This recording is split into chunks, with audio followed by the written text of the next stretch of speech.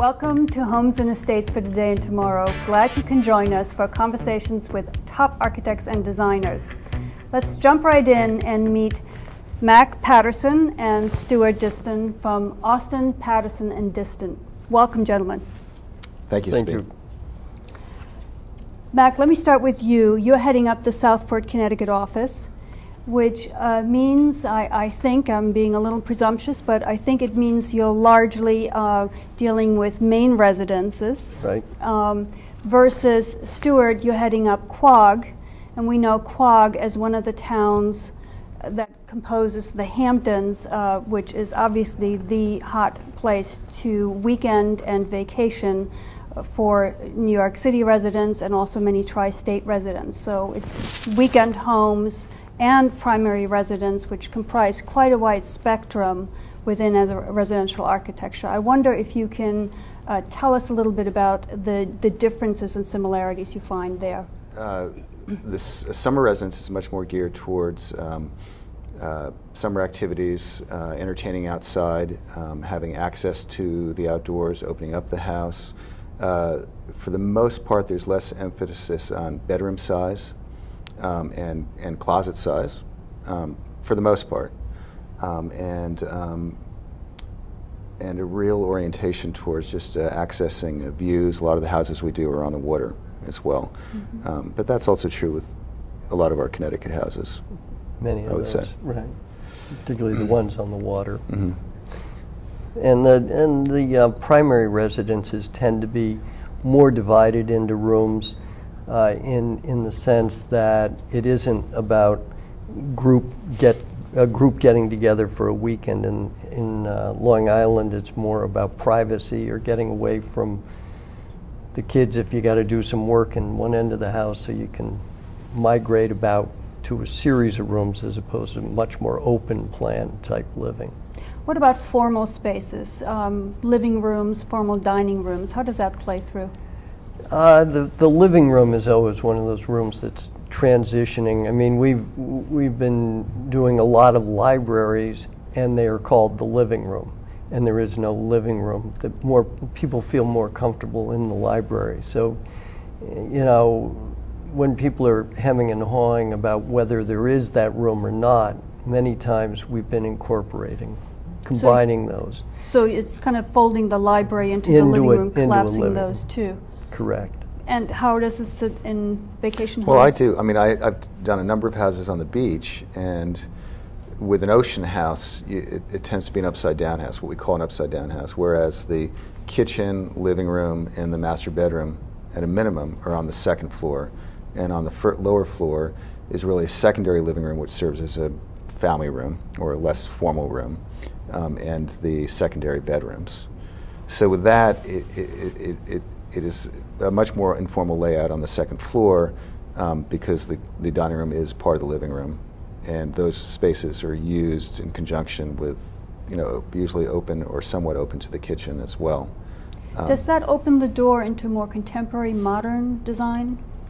It can, and certainly I would say that you know, our clients out on the east end of Long Island tend to be more open to, or a little more freer with what they think they can have as a house, as opposed to in Connecticut, I think. There's multiple traditions out there in terms of you know, stemming from your classic shingle style, which really started to come into vogue in the 1880s and 1890s out there, and still a lot of great examples, to you know, a whole tradition of modern architecture from the 40s, 50s, and 60s out there, which has also had a very strong, I would say, resurgence, a lot of interest in modern architecture that sort of speaks to the horizontality of the landscape and that sort of thing. And how does it work? I could just imagine I'm living in New York City in an apartment, and here I suddenly am thinking about having a house on the island.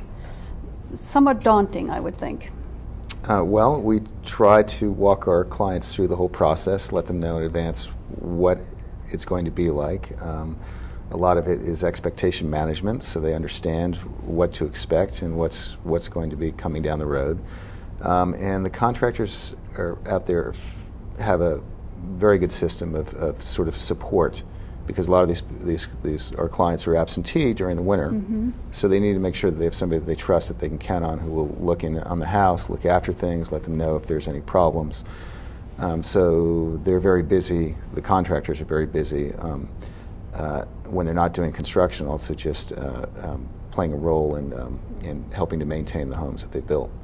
It's funny that we don't adopt the same format for our primary residents. We're just as busy, but we don't seem to do it in Connecticut and Westchester. No, you don't as much. You know, the builder in Long Island is acting as the superintendent in the city. We've had a couple of weekend clients here, and it always takes me back to, suddenly I realize, oh, we have to tell these people, you know, you have to get this serviced, you have to get that thing served, you have to get this looked after, if this is, you got to get the gutters clean, you know. And ultimately, we of course have produced a list of all the things to deal with. 9 times out of 10, they're happier to have the builder taking on some of those responsibilities. And many of the firms have set up smaller groups within their companies to do that. Has technology made that whole process easier? You can look into houses, you can check out heating systems. Oh, absolutely. Oh, absolutely. Long distance. They can be monitored. Yeah, they can be. I mean, most of our clients out in the East End of Long Island have some sort of computerized control system where they can look on and know what's going on with the house. A lot of them have cameras too, and they can spy on things and make sure that nobody's breaking in, or whoever's supposed to be there is the person who's supposed to be there. It stands to reason that you would want that in your homes. What is the number one thing that your clients are asking you when they come to you for a project like building a house or renovating a house? What's on their minds? Today, the number one thing is they're always asking for energy efficiency, that it be sustainable, that it, you know, that is probably the primary driver, and after that, it is always that it be beautifully built, that it would be a well-built, good, solid building that you're incorporating as much energy savings, insulations, windows, doors, all those sorts of things as you possibly can. You mentioned the magic word sustainable. Does that mean geothermal system, solar system, wind producing energy systems? What exactly does that mean? All of them. I would say that every house we're doing now has geothermal, which is really its more proper name is ground source heat pump. And I would say every single house that we're doing incorporates that. We're doing some PV, photovoltaic. Yes. Right, and we've also just completed a project with windmills and some other things. Windmills and some hydronic panels as well, particularly for pool heating, and in this case pool cooling too. It runs in the evenings if the temperature is getting too hot in the pool. So you are very familiar with the technology behind the green wave of products. Then I take it you are the ones having this conversation with your client. Oh yes. Yes, we are. We're telling them about it and also informing them about various programs, rebate programs that are available through the federal government or the state as well. Right. Tell me a little bit more about the state, because I think I'm suspecting there might be some differences between New York State and Connecticut. Actually, both states have their methods are rebate programs in terms of from the utilities. Then there's property tax reductions, and then there's sales tax reductions. That's Connecticut. New York is, I think, much stronger in the rebate. Well, New York's a big state. Yeah. Long Island and Long Island Power and Light is basically a rebate program. So they'll give you a chunk of money if you sign up to the system. Okay. Do you sell back your energy that you produce in excess of what you need? No, they don't provide that. Your bill gets reduced or goes into the negatives during the winter months and will go into positive territory or just remain neutral through the year during the summer. Another thing I should mention too is super insulating a house, which is very important. I would say the minimum that anybody should do when they're doing a house is to make sure that they really get the highest insulation value out of it. And the best way to do that are the new spray foam technologies that they have. There are various kinds of spray foam technologies. Correct. Yeah, there's open cell, closed cell. The closed cell generates a higher R value. It's a harder surface, a harder foam, and the open cell is a little bit lower R value, softer material. You can manipulate it for wiring and that sort of thing easier. Which one do you find you use predominantly? We've been using both on the same job. In other words, we've been using closed cell in the ceilings. Heat rises, heat is generated on top of the buildings in terms of cooling. So we've been using the closed cell in the roofs and the open cell in all the perimeter walls. If we need total and thorough sound deadening, we've been using the closed cell for the sound insulation. What I'm hearing from the conversation is you're very on top of each decision point along the construction process. That's not always the case with architects. And I'm also, as I'm reviewing your portfolio of different homes, I'm really impressed with the variety of homes that you have. So often you find a particular style that kind of dominates the portfolio, and far from it with you. So my question to you, what is the zen in your architecture? It really is driven by the client and by the context of the building, and so it's very much about fitting the house to the client and to the property, and that means in program, in somewhat in aesthetics, you know, at the end of the day, it's their house. It's what they are going to come home to every night, and you want that to be successful for them for 20, 30, how many years they're there. And as you think about the design process, is there a certain scale you think about, or a certain room you start to the whole design process? Where does it begin? The front door. It starts with the front door, and that has to say everything about the house, and start to tell the story. And that story unfolds as you walk through the house and you circulate. So circulation is very important, how that works. And to me, it needs to be clear, it needs to be straightforward, but not dumb, not overly simple.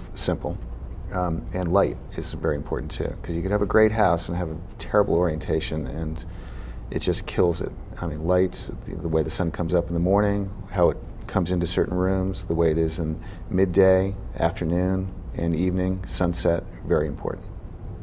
What about artificial light? Equally as important. You need to see well at night, and the house needs to look attractive at night too, when you're approaching it, or when you're outside in the evening in the summer and looking back at the house, or having friends to dinner on the terrace, and landscape lighting. All of it's very important. What do you see as the big trend or the big change perhaps over the last 5 to 10 years around homes? Is it outdoor spaces, for example? Is it a trend to bigger or smaller homes? What is it? I would say, I guess it's more, a couple of things have changed dramatically over the last 15 years probably, is that the quality level has come up immensely. In other words, that the tradespeople are much higher quality, much better trained, that the materials, in fact, are better. The heating and cooling systems are much better. They're much better. You can tune them much more. All of which built a much higher quality house. I think all of us who have survived in this industry have just matured. Right, and that's true too. Grown into this business and right. have worked together to really make the best product that we can in a lot of ways. But I found, going back to your question, is that I'm doing a lot more, especially with these summer houses, instead of the traditional screen porch, a room that can be used year round, but become a screen porch in the summer. And there's a variety of mechanisms that can do that, from a traditional triple hung window, whereas two sashes either come up or come down to make 2/3 of the opening screened, to mechanical windows that go down into the floor system and open up the space, to large, in the more the contemporary or modern houses that we've done, large sections of sliding walls that literally disappear into a wall with screens that also come out of the wall as well. And so you can transform a space in one moment from an enclosed, glassy room to a completely screened or open room. Very interesting. So you can get 2 for 1 in a way. Exactly, right.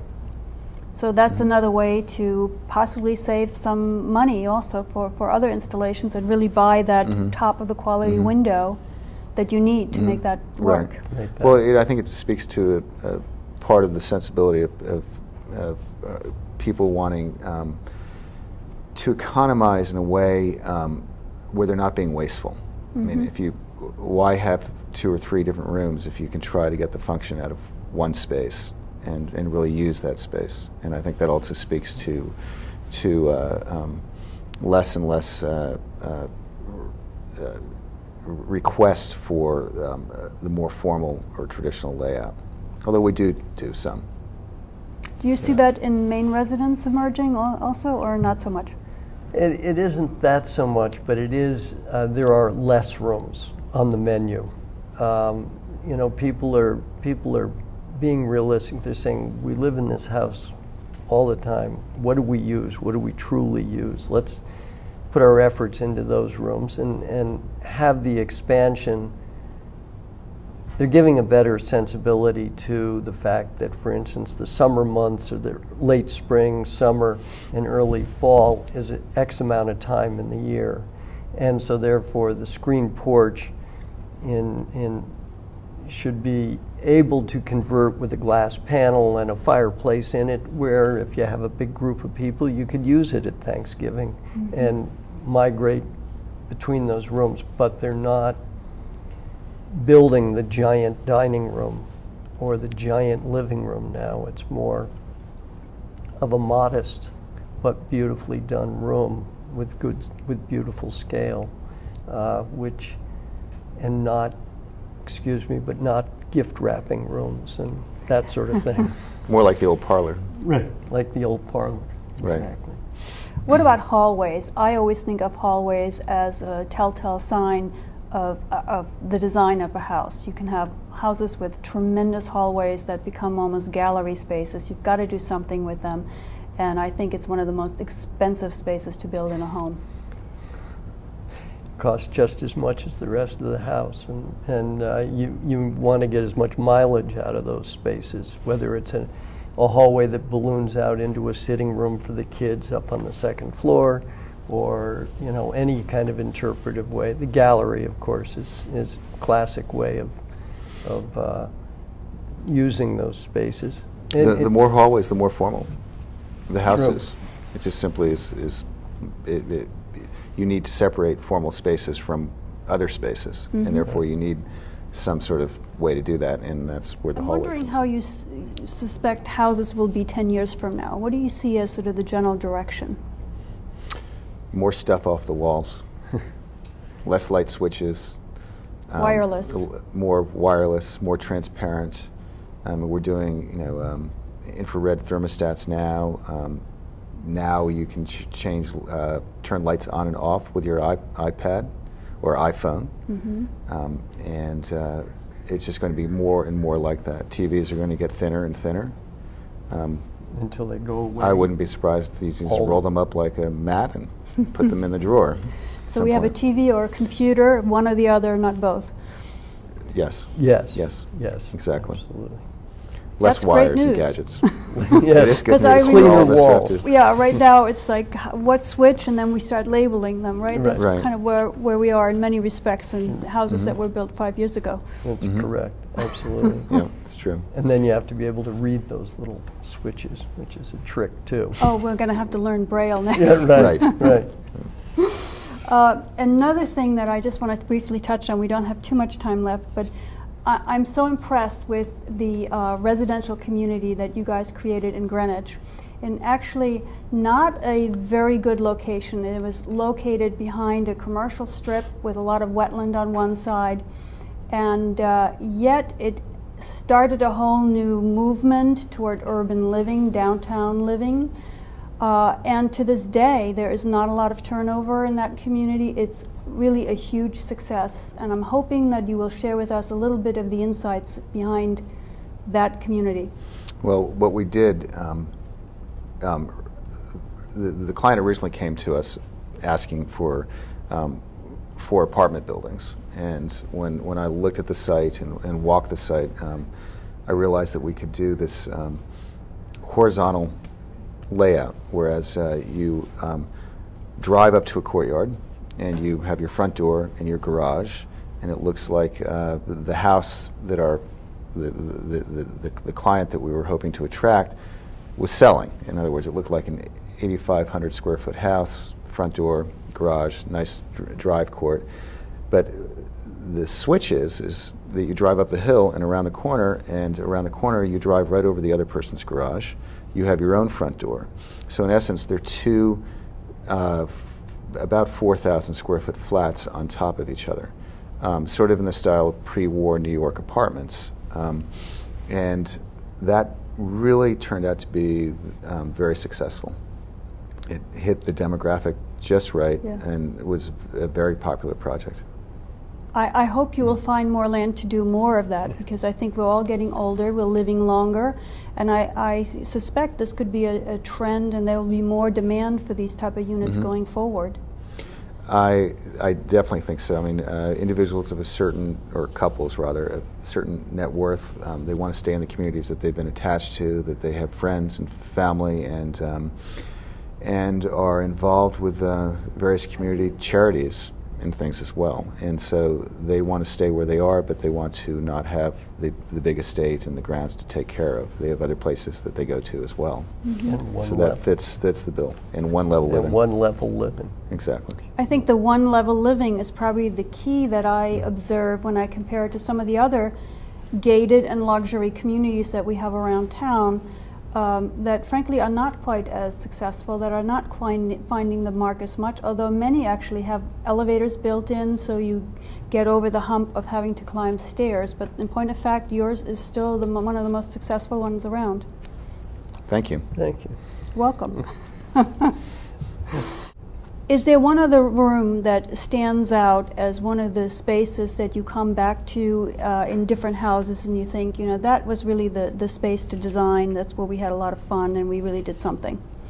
And kitchens quite often are because they're so mechanically driven. In other words, there's so much equipment in there that you have to deal with, that it gives you, there are so many ways you can manipulate that and come up with, you know, interesting, creative ways of treating the kitchen beyond the white paneled cabinet.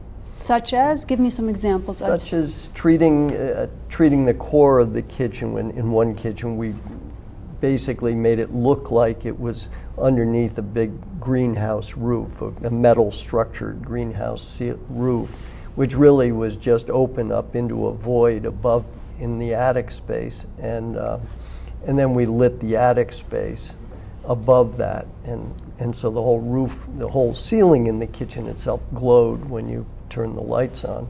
Mac's good with steel sash and hoods. Well, I would think the steel ties right into the stainless steel of the appliance, exactly, the production element that you have in the kitchen. Right. I can see that in the sort of airy quality that you have in a greenhouse space. Exactly. I think I'm going to hire you for my next kitchen. You just look at the kitchen at the Brighton Pavilion in England, and then you can go feel very free about designing anything you want for a kitchen. It's a great working room that gives you a great deal of latitude to. And entry halls, staircases. Entry halls, they're staircases. Tremendously sculptural. You've got banisters, yeah, railings, and steps and stairs and the front door and all that. And the stairs allow you to use it for display, and you right, know, you can take. We've done, you know, actually almost libraries going all the way up, wrapping up through a staircase. people who have Yeah. big collections, that sort of thing. And libraries. Libraries are fun too.